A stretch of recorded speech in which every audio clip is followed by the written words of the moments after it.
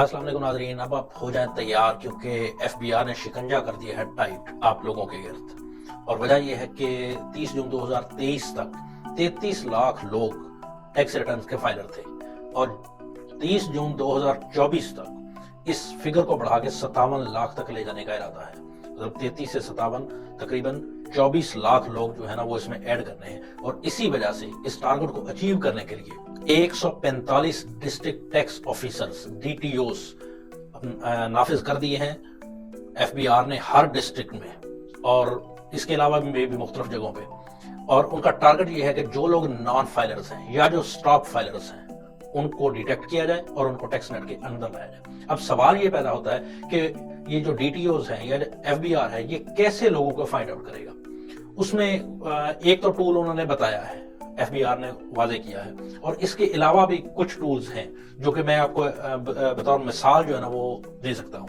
اور ان کے علاوہ جو میری سمجھ میں آئے، ان کے علاوہ بھی یقیناً ایف بی آر کے پاس سارا ڈیٹا موجود ہے. وہ ڈیٹیکشن میں میرا نہیں خیال کہ ان کو کوئی ایشو آنے والا ہے.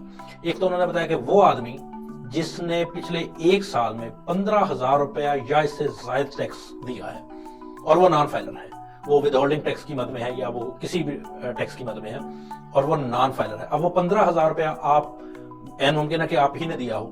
وہ کیسے دیا ہو سکتا ہے؟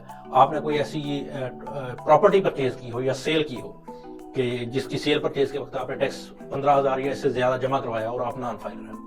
یہ ایک طریقہ ہے. اس کے علاوہ ممکن ہے کہ آپ نے کوئی گاڑی کی رجسٹریشن، ایک گاڑی کی یا ایک سے زائد گاڑیوں کی رجسٹریشن کرواتے وقت جو ہے وہ 15,000 سے زائد ٹیکس پے کر دیا ہو.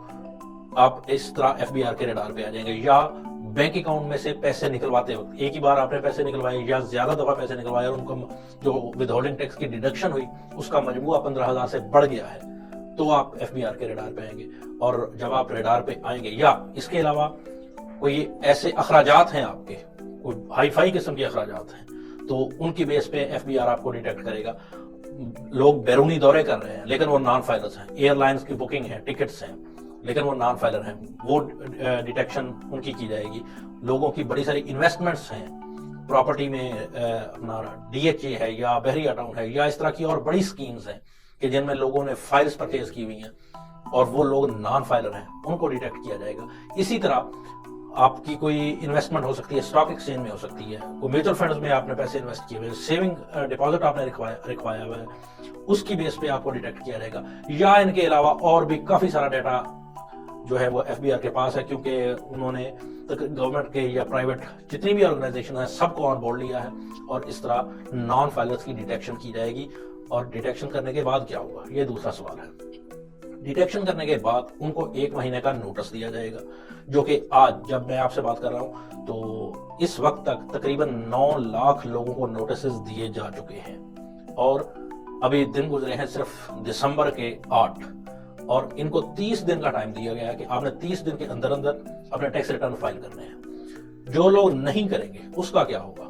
ان کا سب سے پہلے ڈی ٹی اوز کو جو پاورز دی ہیں کہ وہ ان کا بجلی کا کنیکشن کاٹ دیں گے، ان کا گیس کا کنیکشن کاٹ دیں گے، ان کی موبائل سمز بلاک کر دیں گے. اگر پھر بھی کوئی ٹیکس ریٹرن فائل نہیں کرتا تو پھر دوسرے قوانین ہیں وہ لاگو ہوں گے. وہ with passage of time F B R announce کرے گا کہ ان کے ساتھ اب کیا کرنا ہے. بہرحال جس طرح بھی ہے ایف بی آر ڈیٹرمن ہے کہ یہ 33 لاکھ کی فگر بڑھا کے 57 لاکھ پلس پر لے کے جانی ہے. آج کے لیے اتنا ہی. Thank you very much. اللہ حافظ.